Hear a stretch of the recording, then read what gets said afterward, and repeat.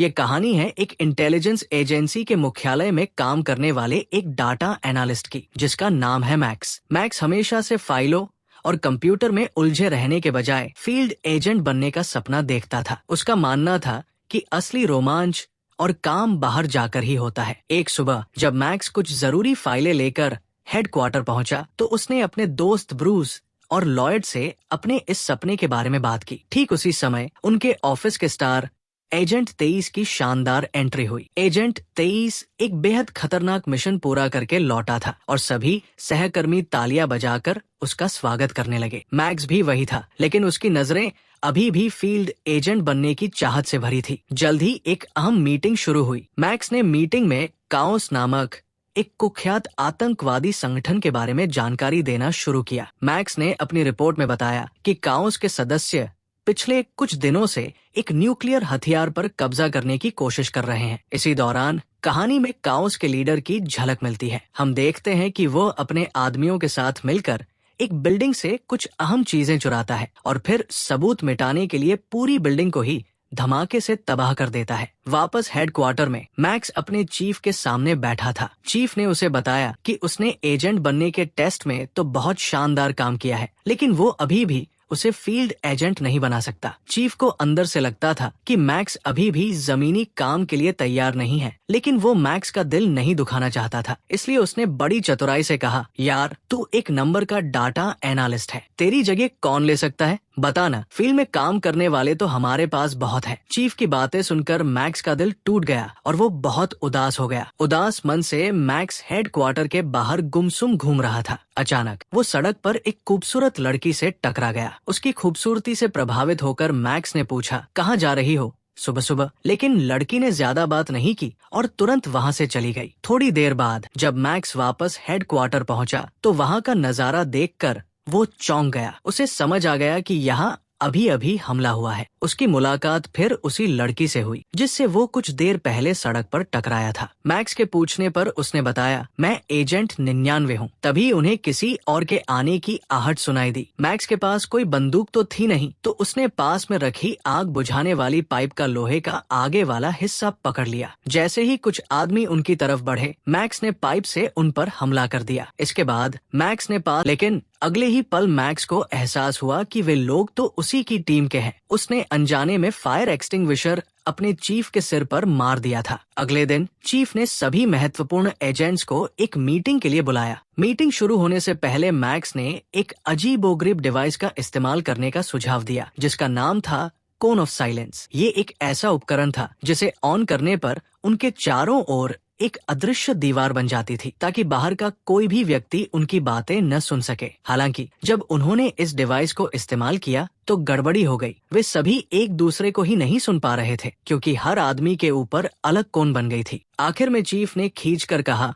हटाओ ये सब चोंचले, ऐसे ही नॉर्मली करेंगे मीटिंग। चीफ ने बताया कि उन्हें शक है कि हेडक्वार्टर पर हमला काओस के लोगों ने ही किया था। उन्हें जानकारी मिली थी कि पिछले 3 महीनों में बहुत हैक कर लिया है और अब उनके पास सभी एजेंट्स की पहचान है, जिसके चलते पिछले कुछ दिनों से उनके एजेंट लगातार मारे जा रहे हैं। आगे चीफ ने एक आदमी की फोटो दिखाते हुए कहा कि हमें काओस के बारे में ज्यादा जानकारी नहीं है, लेकिन क्रिस्टिक नाम का एक आदमी उनका सबसे बड़ा सप्लायर है। चीफ ने कहा, हम इस आदमी के जरिए काओस तक पहुंच सकते हैं, इससे पहले कि वे न्यूक्लियर हथियार बनाने में कामयाब हो जाएं। हमें उन्हें रोकना होगा। लेकिन उन्हें ये नहीं पता था कि क्रिस्टिक इस वक्त है कहा। इस पर मैक्स तुरंत बोल पड़ा, रशिया में है ये, मैंने अपनी रिपोर्ट में लिखा था इसके बारे में, कोई पढ़ता नहीं है क्या? चीफ ने पलटकर कहा, इतनी डिटेल में रिपोर्ट बनाता है, कौन पढ़े इतनी लंबी रिपोर्ट? चूंकि काओस को सभी पुराने एजेंट्स की पहचान का पता लग चुका था, इसलिए चीफ ने फैसला किया कि एजेंट 99, जिसने हाल ही में अपने चेहरे की प्लास्टिक सर्जरी करवाई थी और इसलिए उसे कोई पहचान नहीं पाएगा, के साथ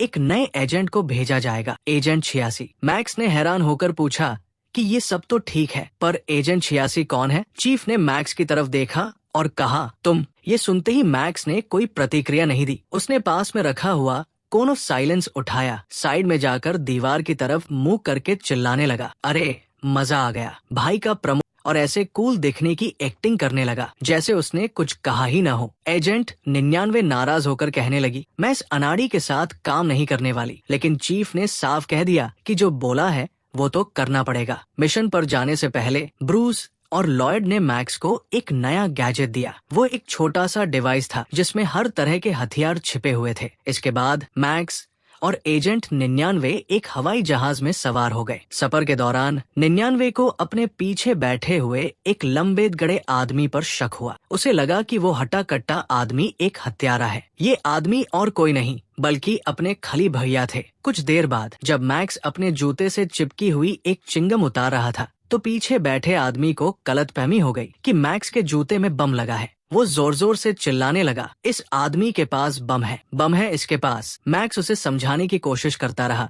कि वो तो सिर्फ चिंगम निकाल रहा है, लेकिन एक पुलिस वाले ने आकर मैक्स को धर दबोचा। उस दिलीप के लोहे जैसे शरीर पर उसका पैर क्या काम करता। तभी एजेंट 99 ने पीछे मुड़कर दिलीप को किस दे दी, जिससे वो पहलवान हक्का बक्का रह गया। इस सही समय का फायदा उठाकर एजेंट 99 और मैक्स ने अपना पैराशूट खोल दिया और सुरक्षित बच गए। जैसे तैसे खली भैया की भी जान बच गई। जमीन पर पहुंचने के बाद मैक्स और एजेंट 99 ने एक रेस्टोरेंट में खाना खाया। जब मैक्स वॉशरूम गया तो उसे वहां 2 आदमी बातचीत करते हुए सुनाई दिए। उनकी बातें सुनकर मैक्स को कुछ शक हुआ। जैसे ही उनमें से एक आदमी मैक्स के पास आया, मैक्स की घड़ी में अलार्म बजने लगा। दरअसल ये घड़ी भी ब्रूस और लॉयड ने बनाई थी और जब भी कोई रेडियो एक्टिव चीज इसके पास आती तो ये अलार्म बजने लगता था, जिसके पास जाने पर मेरी घड़ी बजने लगी। हो सकता है कि वो न्यूक्लियर मटेरियल की चोरी में भी शामिल हो। ये सुनकर दोनों उस आदमी का पीछा करने लगे और पीछा करते हुए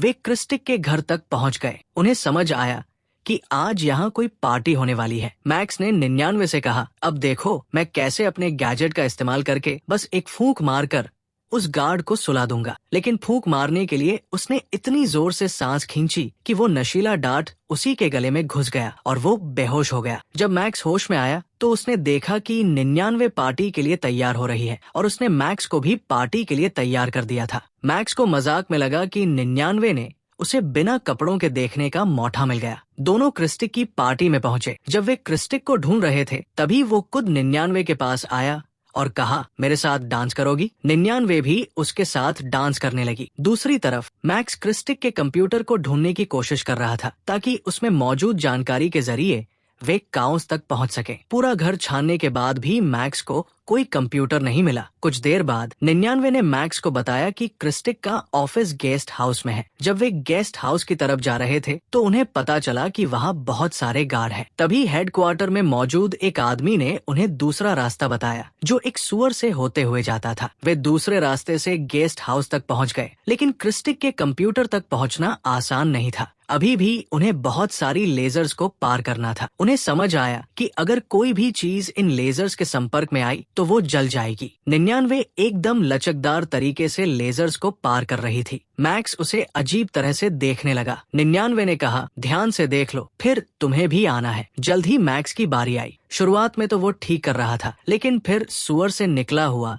एक चूहा उसके सूट में घुस गया। चूहे के हिलने डुलने से मैक्स न चाहते हुए भी हिलने लगा। हरकत से मैक्स का सूट कई जगह से जल गया, लेकिन जैसे तैसे उसने भी लेजर्स पार कर ली। क्रिस्टिक के कंप्यूटर डेटा से उन्हें पता चला कि उसने कुछ दिन पहले ही मॉस्को की एक बेकरी में बम बनाने का सामान भेजा है। इससे पहले कि वे कुछ और जान पाते, क्रिस्टिक के आदमी वहां पहुंच गए, लेकिन उन दोनों ने जबरदस्त तरीके से लड़ते हुए क्रिस्टिक के आदमियों को मार गिराया। मैक्स की लड़ने की काबिलियत देखकर 99 बहुत प्रभावित हुई, क्योंकि अब तक तो उसे लग रहा था कि मैक्स के साथ काम करना उसकी सबसे बड़ी तलती है। फिर वे दोनों मॉस्को की उस बेकरी की तरफ निकल गए चुका है, इसलिए वो भी वहां से भागने की कोशिश करने लगी। दूसरी तरफ मैक्स को वहां कई सारे हथियार और काफी सारा न्यूक्लियर मटेरियल भी मिला। मैक्स ने सावधानी से पूरी बिल्डिंग में छोटे छोटे बम लगा दिए ताकि सभी हथियारों को खत्म किया जा सके। जब वे धमाके होने वाले थे तो दोनों बिल्डिंग की छत पर पहुंच गए। कुछ ही देर में पूरा बेस तबाह हो गया, लेकिन यहाँ पर खली भैया की फिर से एंट्री हो गई। मैक्स और एजेंट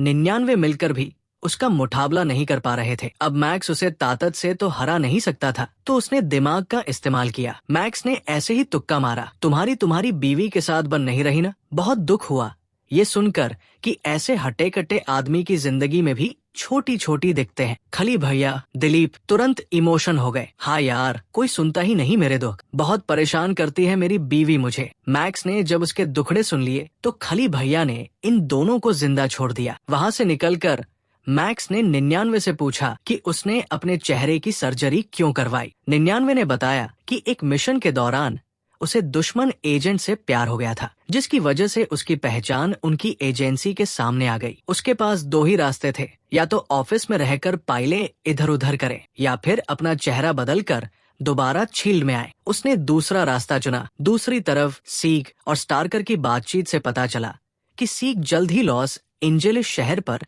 एक बड़ा हमला करने वाला है। अगले दिन चीफ के कहने पर एजेंट 23 उस जगह पर गया जहां मैक्स ने न्यूक्लियर सामान देखा था, लेकिन उसे वहां कोई सबूत नहीं मिला। इस बात से चीफ को शक हुआ कि कहीं मैक्स उन्हें बेवकूफ तो नहीं बना रहा। इसीलिए उसने मैक्स को हेडक्वार्टर की जेल में बंद करने का फैसला किया। फिर हम देखते हैं कि सीग ने वाइस प्रेसिडेंट को धमकी भरा मैसेज भेजा। उसने कहा कि उन्होंने कई न्यूक्लियर वेपन्स जमा किए हैं और बॉम्ब्स को एक्टिवेट करने का कोड काओस के पास है। अगर उनकी $100 करोड़ की मांग पूरी नहीं की गई तो ये कोड उन देशों को भेज दिए जाएंगे। लेकिन वाइस प्रेसिडेंट इसे मजाक समझकर कॉल काट देता है। हेडक्वार्टर में चीफ ने वाइस प्रेसिडेंट को समझाया कि काओस सच में काफी न्यूक्लियर मटेरियल चुरा चुका है, लेकिन वाइस प्रेसिडेंट को अभी भी कोई पुख्ता सबूत न होने के कारण विश्वास नहीं हुआ। इसलिए चीफ एजेंट 23 और 99 के साथ मिलकर लॉस। वही दूसरी ओर जेल में फंसे मैक्स को दिलीप खली भैया का मैसेज मिला, जिसमें पता चला कि सीग लॉस एंजेलिस को निशाना बनाने वाला है।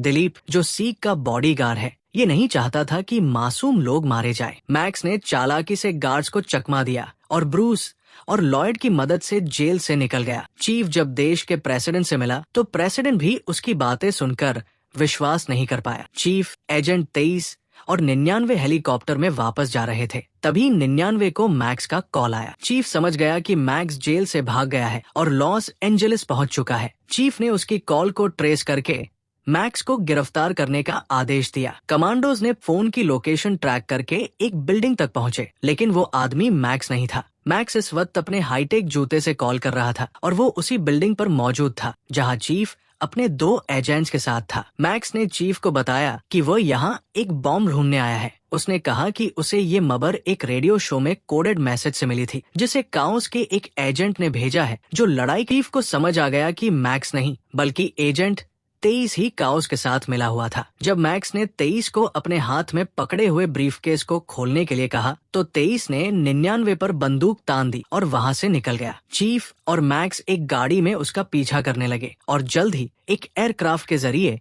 उसका पीछा करना शुरू किया। मैक्स एक स्ट्रैप पकड़कर लटक गया और 23 की गाड़ी में घुसने की कोशिश की। मैक्स फिर भी गाड़ी में चढ़ गया और दोनों के बीच हाथापाई शुरू हो गई। इसी दौरान एजेंट 99 ने अपने हैंडकप्स खोलने की कोशिश में गलती से कार के डैशबोर्ड पर लगा हुआ बटन दबा दिया। इससे कार का बैलेंस बिगड़ गया और वो रोड से हटकर रेलवे लाइन पर चलने लगा था और अब उसने भी एजेंट 23 के होठों को चूम लिया। ये तकनीक यहाँ भी काम कर गई और एजेंट 23 ने चौंक कर मैक्स को देखा। तभी मैक्स ने अपने पास मौजूद ब्रीफकेस से उस पर हमला किया और उसे जलती गाड़ी के अंदर फेंक दिया। मैक्स ने जैसे तैसे 99 को बचाया, लेकिन फिर अचानक वे एक कपड़े में उलझकर नीचे गिर गए। वे गाड़ी से अटकी हुई एक पट्टी जैसी चीज के ऊपर थे। सामने से आती ट्रेन को देखकर मैक्स ने जल्दी से 99 को ट्रैक के दूसरी तरफ फेंक दिया और खुद गाड़ी के साथ ट्रेन से टकरा गया। 99 ये सोचकर रोने लगी कि मैक्स मर चुका है, लेकिन कुछ ही सेकंड बाद मैक्स उसके पीछे खड़ा था। मैक्स को जिंदा देखते ही 99 ने खुशी के मारे उसे चूम लिया। उसने समय रहते रस्सी काटकर खुद को बचा लिया था। एक्सीडेंट की वजह से ब्रीफकेस में आखिर में हम देखते हैं कि मैक्स ने आखिरकार